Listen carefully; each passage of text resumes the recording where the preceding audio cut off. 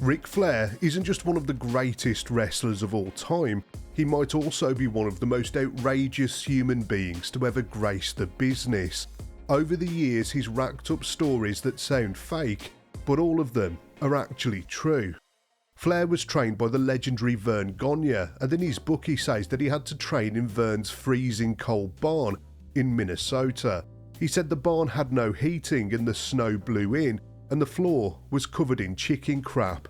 Training lasted 8 hours a day, and it started with a run around a frozen lake, then 500 squats, 200 push-ups and 200 sit-ups, and that was just as the warm-up.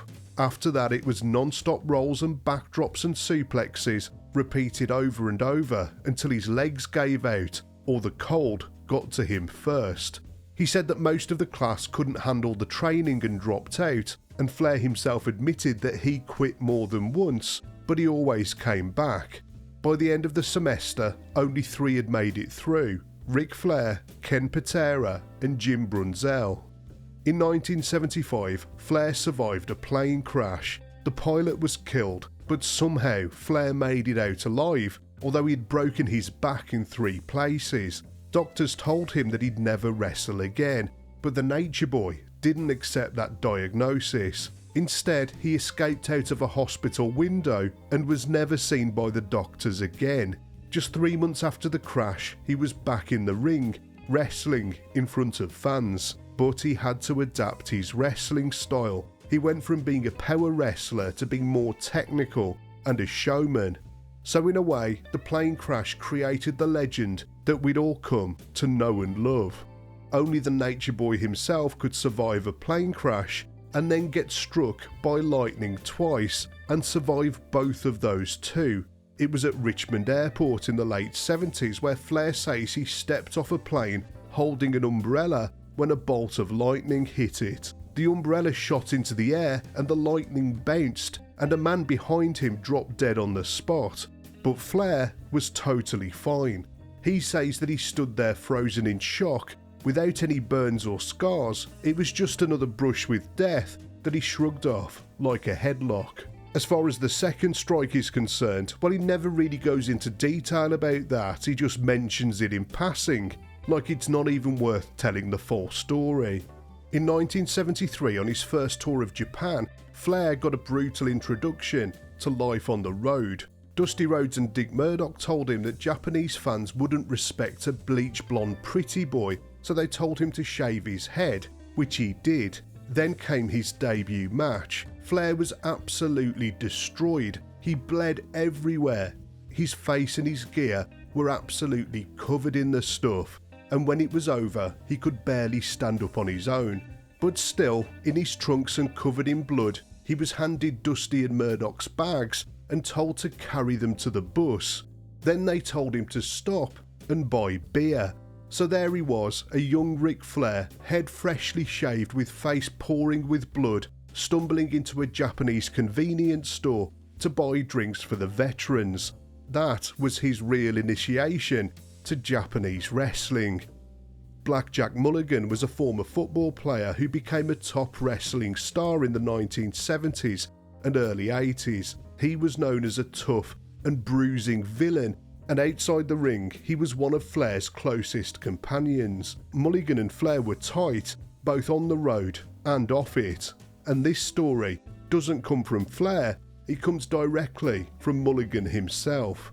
He said he woke up one morning in a Sheraton hotel room. He was naked and Flair was naked too.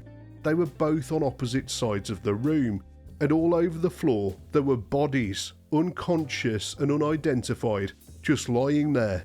Mulligan didn't know who they were or how they got there, and he didn't remember what had happened the night before. He just opened his eyes and found himself in the middle of something that looked like a post-party crime scene. And because this was Ric Flair in the 1980s, it doesn't end there. That same weekend, things got even stranger. Flair decided to put on a show.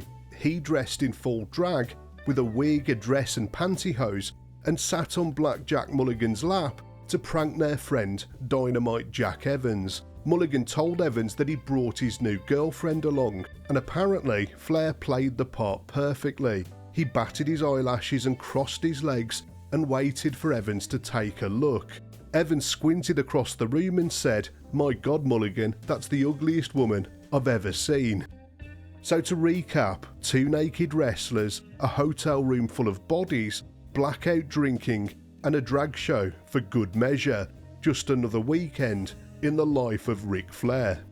This next story never made it into a police report, but wrestlers have been whispering about it for decades. Allegedly, Flair was out drinking and things were getting loud and wild as usual, and suddenly things got out of hand and the cops showed up. One of the police officers tried to restrain Flair, but he dropped down and got him in a figure-4 leg lock. It's one of those tales that lived on in the locker room for decades after it happened, but there's no arrest record or badge number or even a mugshot of Flair after the incident, so we can only assume that the police officer was a fan of the Nature Boy. There was a road rage incident in 2005 when Flair was charged with a misdemeanor for allegedly grabbing another driver, but no cops got put in a leg lock that day, so that's a different story. Flair claims that he drank 15 alcoholic drinks every single day for over 20 years. That covers a lot of his career, not just a few beers here and there. Flair admitted to pounding up to 4,000 calories in booze, soda and cranberry juice every single day. He started this hardcore drinking routine back in the 70s when he was crossing the country non-stop. He never showed up hammered for a match, but off the clock, the guy was like a walking bar. But of course, the lifestyle eventually caught up with him. In 2017, Flair nearly died from kidney failure caused by decades of heavy drinking. He spent almost 2 weeks in a coma, where doctors said his odds of survival were under 50%. After that incident, Flair finally quit drinking and started preaching moderation. But let's be honest, 15 drinks a day is beyond reckless. It's a brutal example of how the Nature Boy lived the gimmick and nearly died for it. Flair's prime in the business was pure excess. $60,000 limo rides, $9,000 champagne nights. This was the Four Horsemen at their peak. One day he just dropped $40,000 on a fur coat, and of course those sequined robes were all genuine.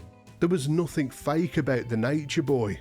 One morning, Flair couldn't find a driver to take him to the airport. Most people would have called a cab, but Flair didn't do normal. So he grabbed Black Jack Mulligan's son Barry Windham, who was just 15 or 16 years old at the time, and told him to get dressed. Flair handed him a full chauffeur's outfit, including the hat and gloves, and tossed him the keys to his black Cadillac limo. They pulled up to the airport, Flair in the back like royalty, and Barry behind the wheel without a driver's license, barely tall enough to see over the dash. Flair stepped out, fixed his jacket, and strutted inside the airport like it was the most normal thing in the world. To Flair, it didn't matter that the limousine driver was a teenager in costume. What mattered was the image. The Nature Boy had to arrive in a limousine, no matter what it took. Even as WCW was bleeding money, Flair kept on living large. But by 2008, it was all gone, and he had to file for bankruptcy. At one point, Flair admitted he owed the IRS close to $1 million. Later, that figure climbed to nearly $2 million. For a man who once lived like money was infinite, the bills had finally caught up. The fur coats and the limousines and the champagne, it had all been borrowed time. The Nature Boy had lived his gimmick to the fullest, and eventually, the real world sent him the bill.